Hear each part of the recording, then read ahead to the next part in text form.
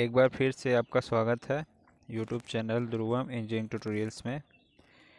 इस लेक्चर में हम कवर करने वाले हैं सिंगल लाइन बस बार सिस्टम विद सेक्शनलाइजेशन, और उसके बाद में कवर करेंगे डुप्लीकेट या डबल बस बार सिस्टम।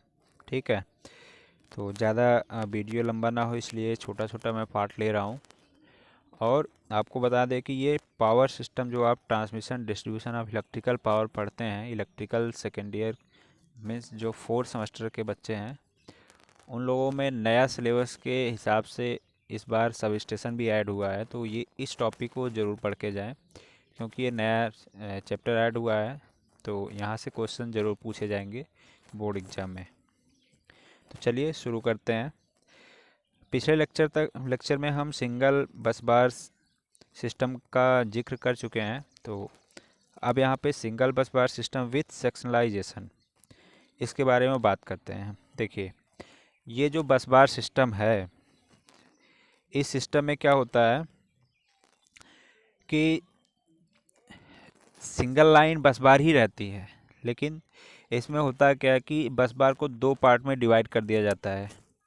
ठीक, और उसमें एक बस सेक्शनलाइजेशन सर्किट ब्रेकर और आइसोलेटर लगा करके दो सेक्शन में डिवाइड कर देते हैं। पार्ट 1 और पार्ट 2 दोनों इक्वल लोड के लिए बनी होती है। ठीक है, इक्वल लोड का मतलब जितना लोड, जैसे हम 50 किलोवाट का इधर एक सेक्शन में दे सकते हैं, उतने ही 50 किलोवाट का हम दूसरे सेक्शन में दे सकते हैं।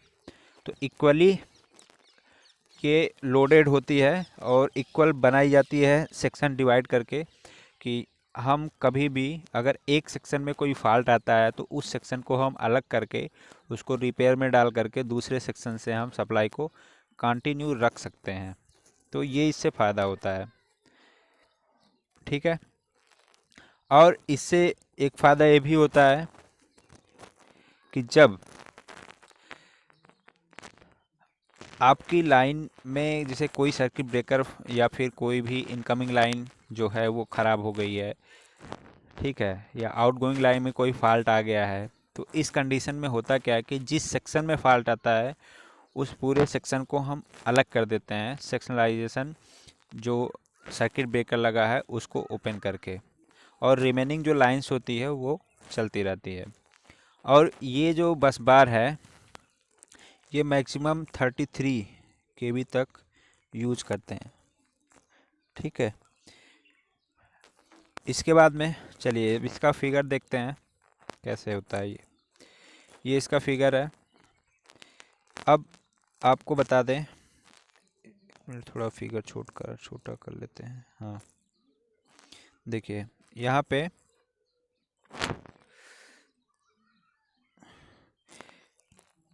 ये जो है 3 केवी की बस लाइन है, और ये है टोटली सेक्शनलाइजेशन पार्ट।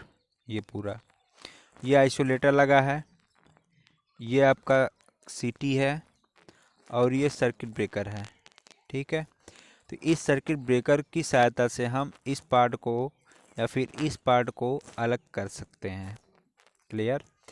तो इससे यही फ़ायदा होता है कि सपोज ये 33 केवी की लाइन इधर से इनकमिंग में है यहाँ से, तो ये लाइन बस बार से आके जुड़ जाती है, और यहाँ से एक इस सेक्शन से 11 केवी की लाइन निकल रही है। यहाँ से 11 केवी की ये लाइन निकल रही है इस सेक्शन से। उसके बाद में इस सेक्शन में भी जो इनकमिंग है, वो इनकमिंग जो लाइन है ये वाली, ये लाइन भी आकर के इसी बस बार में जुड़ी है, और यहाँ से आउटपुट दिया जा रहा है। ठीक है, अब होता क्या है कि अगर मान लीजिए इस लाइन में फॉल्ट आता है, ये वाली जो लाइन है इसमें कहीं फॉल्ट आ जाता है इस साइड में, तो अब ये पूरा जो सेक्शन है ये वाला, इसको हमें क्या करना होगा, अलग कर देंगे, जिससे कि हमारा ये वाला जो सिस्टम है इधर से जो फीडर है इसको सप्लाई मिलती रहे। ठीक, या फिर ऐसे भी कर सकते हैं कि जो पार्ट, ये पार्ट में अगर फॉल्ट आया तो इसको हम यहाँ से अलग कर देंगे इधर, और इस पार्ट से हम सप्लाई दे देंगे 11 kV जो आउटगोइंग है इससे। तो अब होता क्या है कि ये दोनों दो कपलर है यहाँ पे यूज किया गया है, ये इस कपलर की सहायता से इधर जितना लोड है अभी जो ऊपर मैं बताया हूँ, सपोज इधर आपका 5 MVA का लोड है, तो इधर भी 5 MVA का लोड होना चाहिए, तभी हम सेक्शनलाइजेशन बस बार यूज करते हैं सिंगल लाइन का। ठीक, इसके बाद में डुप्लीकेट या फिर डबल बस बार, या इसका एक दूसरा नाम भी है स्पेयर बस, स्पेयर बस सिस्टम। ठीक, इस टाइप की जो बस होती है मतलब एक्स्ट्रा लगाई जाती है। अब होता क्या है इसमें कि जो मेन बस होती है एक जैसे एक मेन बस हो जाएगी, ये मेन बस है और ये स्पेयर बस है, यहाँ पे एक बस कपलर यूज कर देते हैं दोनों बस को मिलाने के लिए। तो बस कपलर जो होता है वो बस को कपल करने का काम करता है। सपोज ये इस वाली बस में हमारा कोई फॉल्ट क्रिएट होता है, इस बस में फॉल्ट क्रिएट होता है, तो उस कंडीशन में बस कपलर की सहायता से इससे हम इस बस को स्टार्ट करेंगे और यहाँ से सप्लाई कंटिन्यू कर सकते हैं। जहाँ पर कंटिन्यूटी की ज़्यादा आवश्यकता होती है, जैसे इंडस्ट्रियल एरिया में जो हम सप्लाई देते हैं तो वहाँ पे कंटिन्यूअस सप्लाई होनी चाहिए, तो उस कंडीशन में हम क्या करते हैं, डबल बस बार सिस्टम यूज़ करते हैं। कि बाय द वे यदि हमारा एक बस में कहीं से फॉल्ट आता है, एक बस के सिस्टम में किसी भी कहीं पे भी फॉल्ट आता है, तो उसको हम क्या कर सकें, आउट ब्रेक ले सकें, सिस्टम को शट डाउन दे दें उस साइड को, और दूसरे वाली बस से हम उसको कनेक्ट करके कंटिन्यूटी बरकरार रख सकते हैं। ठीक, इसमें इनकमिंग और आउटगोइंग दोनों जो होती हैं, ये दोनों बस बार के साथ में कनेक्ट रहती हैं, मतलब स्पेयर बस और मेन बस दोनों बस बार के साथ में कनेक्ट रहती हैं। अब इसका फिगर देखते हैं, देखिए ये है फिगर इसका। अब इधर से ये हमारा इनकमिंग सर्किट है। ठीक है, आप ऐसे भी समझ सकते हो कि जहाँ पे कोई भी ट्रांसफार्मर जैसे स्टार डेल्टा, डेल्टा स्टार, कोई ट्रांसफार्मर नहीं लगा होता है, वो सेक्शन हमारा इनकमिंग का होता है।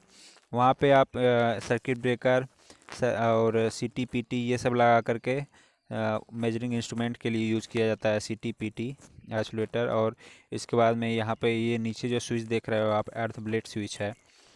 ठीक है, अब ये बस कपलर है, यहाँ पे ये बस कपलर लगा है और ये स्पेयर बस है। जब अगर हमारी मेन बस ख़राब होती है, ये वाली बस ख़राब होती है, ये वाली, तो इसमें कहीं पे भी, इधर कहीं पे भी कोई फॉल्ट आता है, तो उस कंडीशन में क्या होगा कि हमारी जो सप्लाई है, देखिए यहाँ पे भी कनेक्ट है, इस बस से भी कनेक्ट है। ठीक है, ये आउटगोइंग है, ये इनकमिंग है, और यहाँ पे भी कनेक्ट है, और ये यहाँ पे भी कनेक्ट है ये। ठीक है, तो अब होता क्या है कि जब कोई फॉल्ट आ गया इसमें, तो इसको हम क्या करेंगे, अलग कर देते हैं बस कपलर की सहायता से। अब ये बस कपलर, ये जो आइसोलेटर लगा है यहाँ पे, ये आइसोलेटर ओपन कर, सर्किट ब्रेकर को ओपन कर देंगे और इधर सप्लाई ऑफ हो जाएगी, और इसको हम आइसोलेटर को जोड़ के फिर सर्किट ब्रेकर को ऑन करते हैं। बस कपलर में और भी कई चीज़ें होती हैं, तो ये स्कीमेटिक डायग्राम है इसलिए यहाँ पे पूरी चीज़ें नहीं दिखाई गई हैं। अब इधर से आप देख सकते हैं ये आउटगोइंग सर्किट है, ये कनेक्टेड है दोनों बस में, एक ऊपर है एक यहाँ पे है। तो दोनों बस से जब ये कनेक्ट रहेगा तो यहाँ से हम सप्लाई आसानी से दे सकते हैं। अगर इसमें कोई फॉल्ट आए, इसको मेंटेनेंस में डाल के हम यहाँ से सप्लाई कंटिन्यू कर सकते हैं। तो ठीक है, तो ये रहा बस जो सिस्टम है, जो तीनों टाइप के हैं। तो इस वीडियो में बस इतना ही। Thanks for watching. चैनल को सब्सक्राइब और वीडियो को लाइक करना ना भूलें। यदि आपको कोई और टॉपिक पढ़ना है तो आप कमेंट करिएगा, मैं उस पर वीडियो आपके लिए बना दूंगा। जय हिंद, जय भारत।